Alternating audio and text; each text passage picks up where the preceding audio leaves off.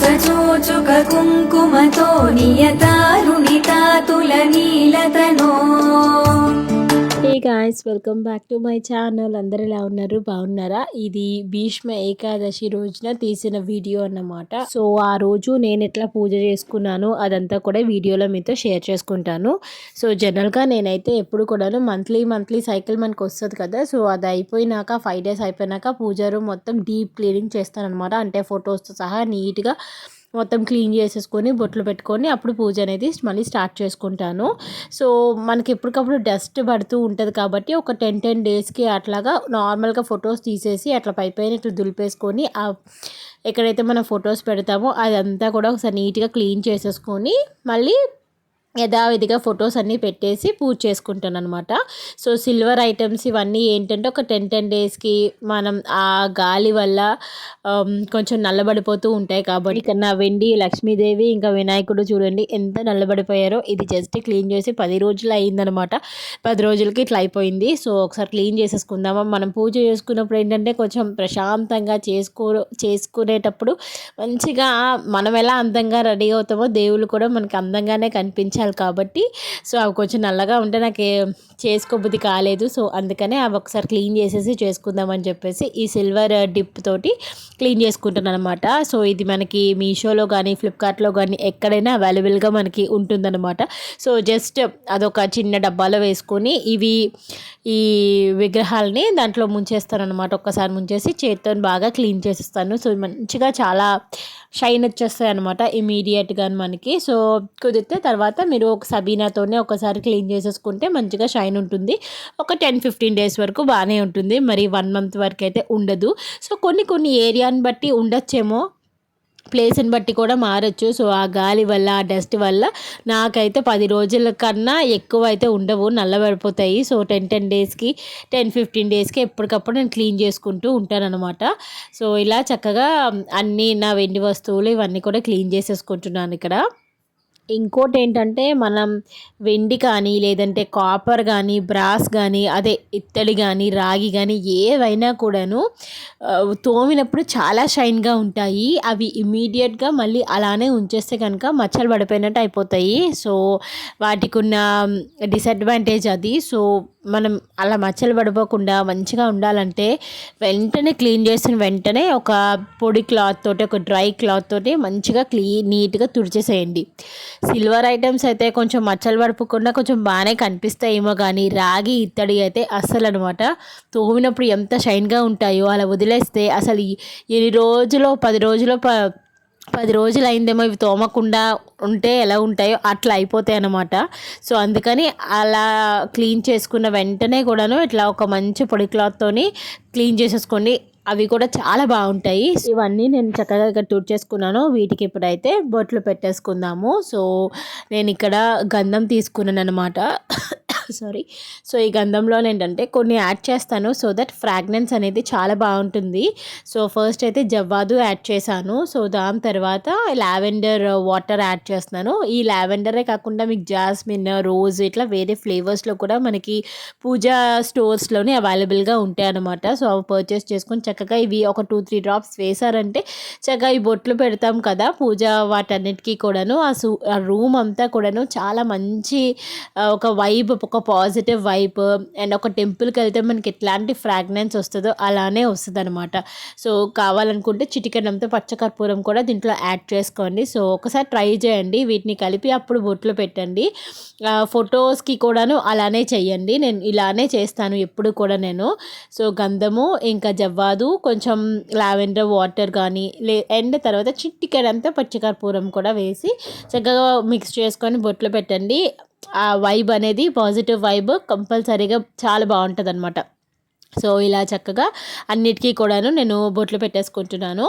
So ఎప్పుడు కూడా Kubera ముగ్గే వేస్తానమాట. So సరే ఈసారి ఇది వేద్దామని చెప్పేసి ఎప్పుడు ఒకటే అయిపోతుంది కదా అని చెప్పి ఇది వేశారనమాట. సో ఇది ఎలా అనిపించింది అన్నది అయితే నా కామెంట్ సెక్షన్లో కామెంట్ చేయండి. సో దీనిపైన అయితే నేను లక్ష్మీదేవిని పెట్టుకుంటాను. మీ సిల్వర్ ఐటమ్స్ మీరు ఇలానే క్లీన్ చేస్తారా లేదంటే ఇంకా ఏమైనా యూస్ చేసి క్లీన్ చేస్తారా అన్నది కూడా నా కామెంట్ సెక్షన్లో కామెంట్ చేయండి.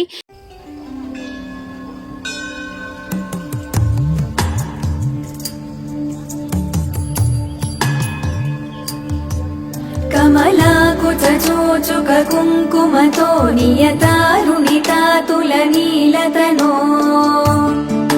कमलायतलोचन लोकपते विजयी भव वेङ्कटशैलपते स चतुर्मुख षण्मुख पञ्चमुख प्रमुखाखिल दैवतमौलिमणे అదన్నిటినీ కూడాను యథావిధిగా ఎక్కడ ఉంటాయో అక్కడ చక్కగా అరేంజ్ చేసేసుకున్నాను అనమాట. ఇంకా పూజనైతే నేను స్టార్ట్ చేసుకుంటున్నాను. సో చక్కగా దీపారాధన కోసం నూనె అదంతా కూడా వడ్డించుకుంటున్నాను. కొంతమంది 2 ఒత్తులు వేసుకుంటారు, కొంతమంది 3, కొంతమంది 5 అట్లా వేసుకుంటారు. బట్ నేనైతే ఎప్పుడు కూడాను 3 ఒత్తులు కలిపి ఒక ఒత్తిగా చేసి అలా వెలిగిస్తారనమాట.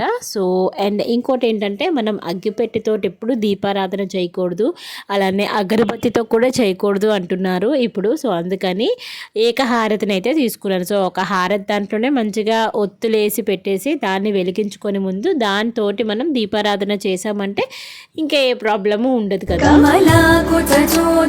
కుంకుమతో నియతారుణితాతులనీలతనో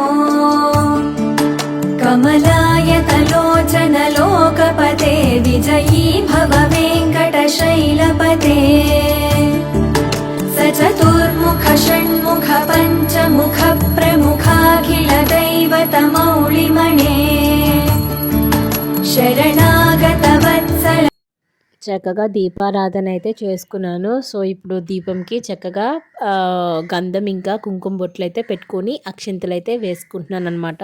మనకి ఎంత పని ఉన్నా, మనం ఎంత బిజీగా ఉన్నా కూడాను జస్ట్ ఆ దేవుడికంటూ మనకు కొంచెం టైం కేటాయించి దీపం పెట్టుకొని ఓ 4 మనకు వచ్చినవి చదువుకుంటే ఆ మనసు ఆ రోజు కూడాను చాలా ప్రశాంతంగా ఉంటుంది అండ్ చాలా పాజిటివ్గా ఆ డే మొత్తం ఉంటుంది. మీరేమంటారు?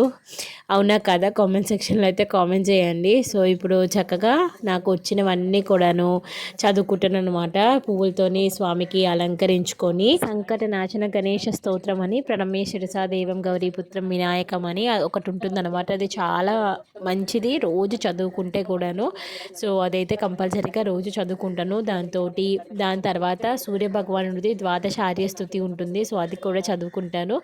అండ్ వీలైతే ఇంకా లలిత సహస్రనామం కూడా పట్టించుకుంటాను అనమాట. సో రోజు కూడా నేను చేసే పూజ డైలీ పూజ రొటీన్లోని ఇవైతే మ్యాండేటరీగా నేను చేసుకుంటాను.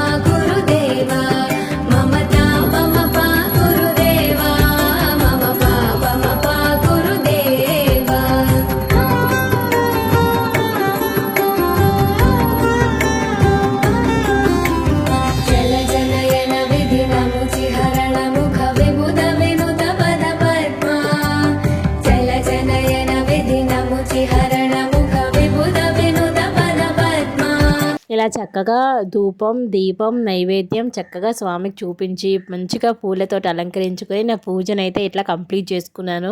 సో మీకు ఎలా అనిపించింది అన్నది అయితే తప్పకుండా కామెంట్ సెక్షన్లో కామెంట్ చేయండి. అండ్ ఈ వీడియోలో నేనేమైనా తప్పులు చేస్తుంటే కనుక కంపల్సరీగా చెప్పండి, నేను వాటిని అయితే కరెక్ట్ చేసుకోవడానికి ట్రై చేస్తాను. ఓకేనా? సో ఇదంతా మా పూజ రూమ్ అనమాట. మీకు ఒకసారి చూపించేస్తాను, చూసేసేయండి. వీడియో నచ్చితే కంపల్సరీగా లైక్ చేసి సబ్స్క్రైబ్ చేసుకోవడం అయితే మర్చిపోకండి. Bye bye. कमलमिह मनसि लसतु मम नित्यं मनसि लसतु मम नित्यम्